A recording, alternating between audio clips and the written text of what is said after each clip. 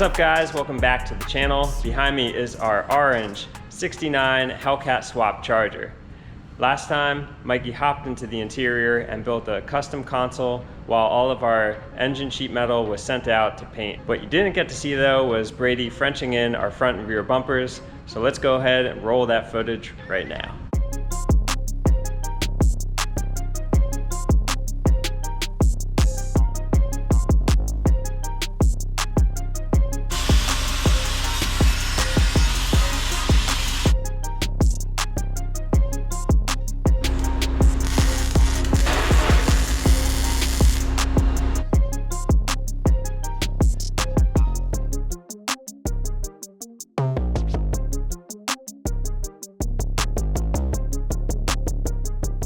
We got our bumper mounted, chased down.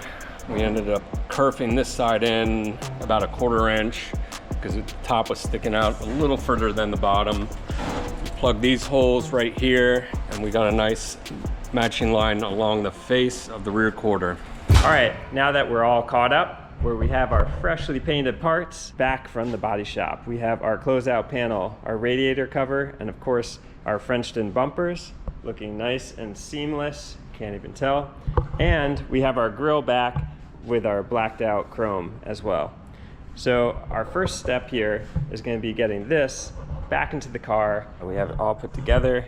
We have our electronic actuators installed for our lights to pop up and down, and everything else is all bolted together to the framework. The grille is bolted through these on the tops and bottoms, and the trim, as you can see, is bolted from the backside. Now that that's ready, we can put some rags down, make sure we don't scratch anything, maneuvering this thing in, and then we can start to get it bolted up.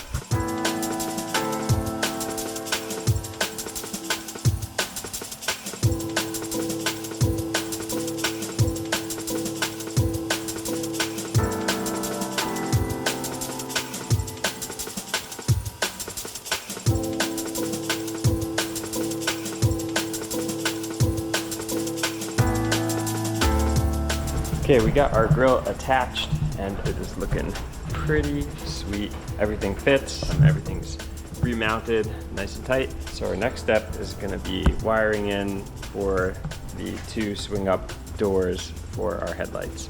And for that, we have this cool relay. It comes with the kit. It's a reverse polarity. So when you have these wires coming off of here, polarity in one direction makes the motor go up, polarity in the other makes it come down. So this relay will have power all the time, and then depending on whether it gets power or loses power from the headlight switch, that will reverse the polarity of what's current out of these 2 wires and then send the motors either up or back down, wherever the opposite position they are in.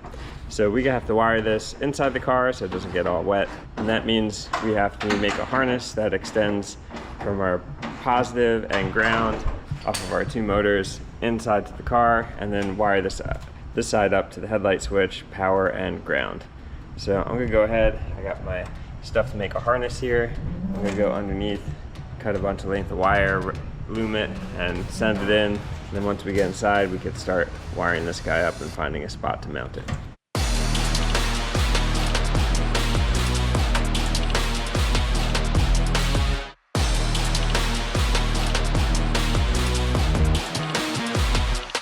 Okay, I got my relay right up here.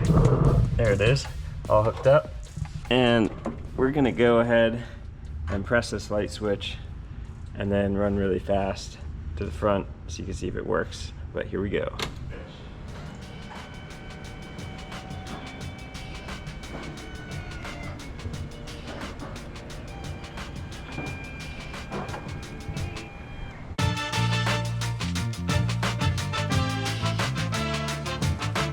Now that we got our bumper on, we're gonna move on to doing our weather strip adhesive all the way around here.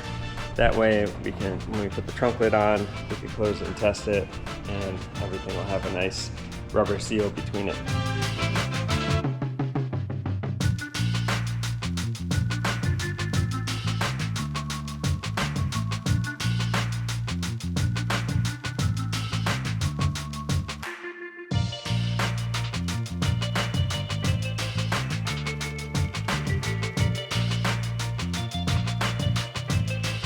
So our next step is hooking up our electronic coolant pump here that circulates coolant through this smaller radiator that is meant to cool just the supercharger. We had rerouted some lines, so we wanted to make sure there are no leaks, but also in tracing all the wiring, found that the relay was not hooked up to any trigger wire. So I went ahead and got an ignition source and hooked it up. Now the pump is running and we filled our system up. As you can see, nice purple stuff there is flowing nice and quickly through our system without any leaks. So that's a win. Next we're gonna stick with the coolant, move on to filling up this radiator because we had taken all these off, made some new hoses, moved the radiator a little bit. So we gotta refill this guy up and then that way it'll be ready when we're ready to start the car.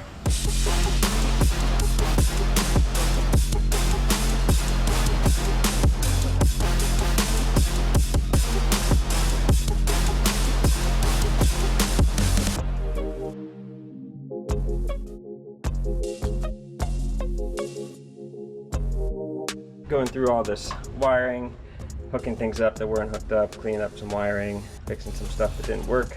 And one last thing we got is this switch. And so this thing got a dump valve under here on the exhaust. So you could press it one way, opens up, get your exhaust out before the mufflers. We got a location for that switch right here, empty in the dash. So I'm gonna make a plate, as you can see they're different sizes.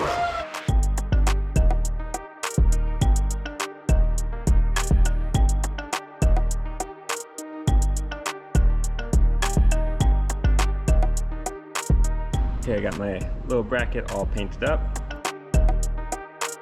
Okay, we're gonna do our first fire up on our Hellcat and look for leaks, make sure everything's running properly.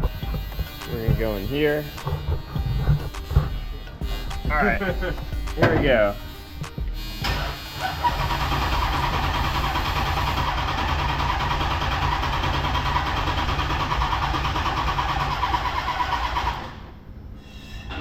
Didn't like that. Didn't like that at all. I think our battery's going down to 9. So what's happening is that since things are computer controlled, if the starter draws too much amperage and our battery's been sitting for a while, as soon as it goes below 10 volts, the computers no longer fire the injectors or do any of the other fuel things are supposed to do with ignition and fuel. To this now right here. All right. Brake signal. Almost.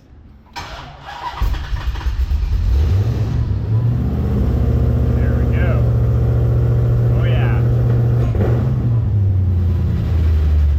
Sounds good. Open the cutouts. Open the cutouts. All right, let's see.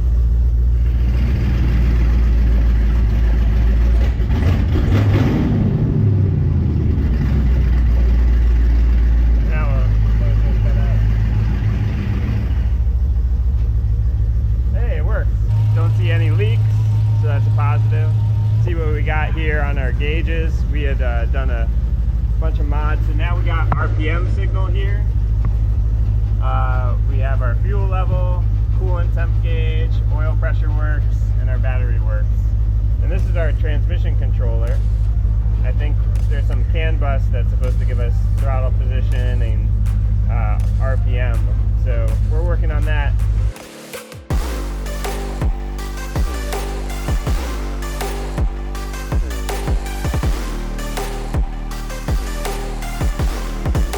We got our front valence put in and our front bumper as well. Looking very sharp.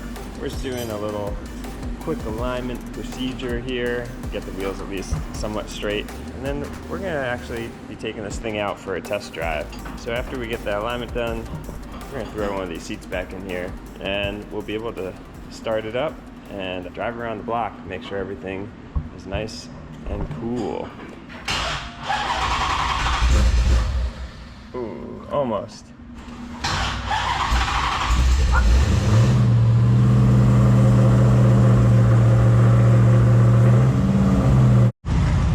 right, so the two things we haven't tested yet are the brakes and the shifter.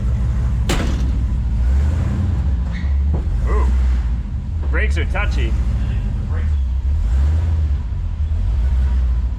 So I think the brakes might be, or they definitely are, a little sticky. We're heating up here, we're at almost operating temperature. We're gonna make sure the thermostat opens, fans kick on, and then Brady just noticed that we don't have any transmission fluid in here.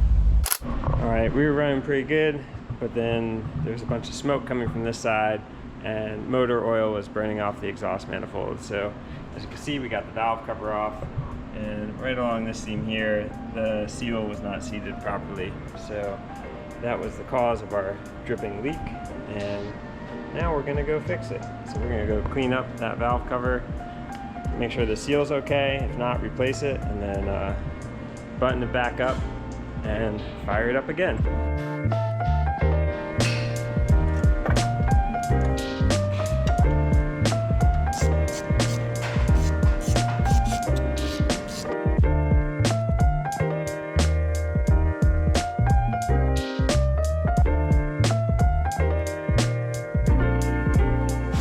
We got all of our panels back on, and looking really sharp, except you might notice that this one does not look sharp because it's missing. And that's because it's over here.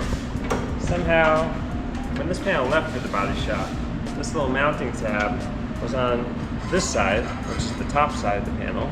Now it's on the bottom side of the panel.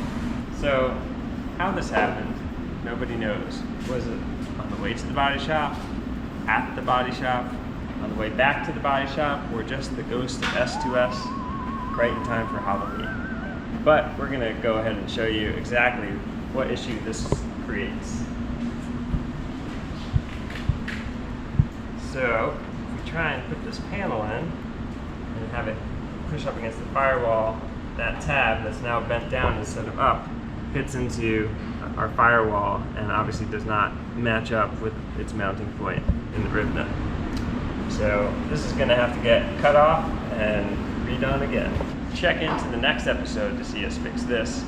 On this episode, you saw us get almost everything mounted back into the engine, get started up, and we're going to be diving back into the interior, getting all the little things settled, so that way we can get this thing on the road. Thanks for liking, thanks for subscribing, and we'll see you next week.